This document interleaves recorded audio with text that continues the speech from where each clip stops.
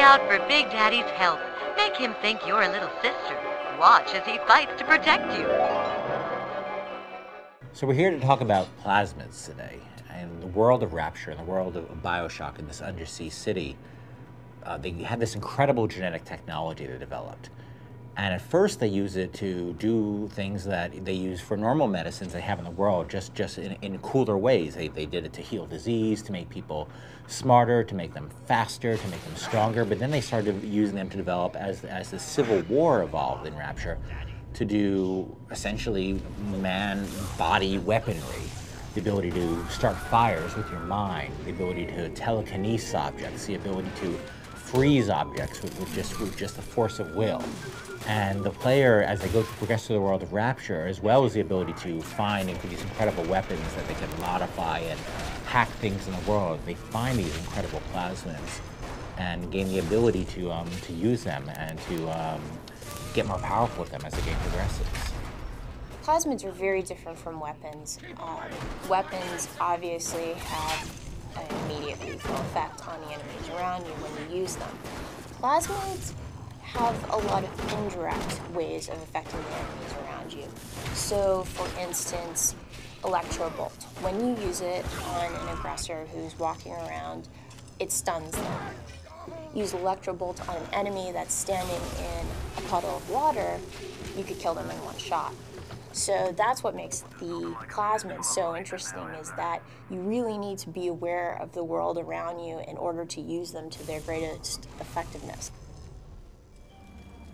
One of the cool active plasmids the player gets is Incinerate, which allows them to basically point at anything in the world, be it an AI or a flammable object, and cause it to immediately burst into flames. Some of the other cool plasmids in the game are, like, for instance, cryokinesis, which normally you would think of, oh yeah, it's called cold power. You shoot somebody and he does cold damage, but not in BioShock. Cryokinesis actually can freeze a guy in place, and he's temporarily frozen. He has a different health state at that point, so if you whack him quickly enough, he'll actually shatter into 1,000 pieces. So it's a way to take a really powerful enemy for a brief period of time and make him super vulnerable, and then you can shatter him into these little ice chunks, which is really cool if you get there in time. Of course, if you don't get there in time, you have a really angry, powerful enemy right in front of you. Some other really cool plasmids are, of course, we have telekinesis, which, people have seen telekinesis in a lot of games, and we have all the cool features of that. We can pick up objects, toss them at enemies, pick up objects, you pick up an object, hold it over a fire, light it on fire, toss an enemy, that will catch that enemy on fire. You can also do cool things like catch grenades that enemies throw at you and then throw them back at the enemy, which is something I hadn't seen in a game before, but it's one of those things we were working on BioShock. Our mantra was, well, why not? Why can't we do that? So we tried it and we did it, and it was really awesome. And it's always all these play into that BioShock dynamic of, how can I take what's in the world, how can I take all this stuff coming at me and turn it back against my enemy? And that's, I think, one of the best features of BioShock. In addition to active plasmids, there are also passive ways to modify yourself, and these are called gene tonics. And you can modify yourself in a number of ways through engineering, combat, or physical tonics.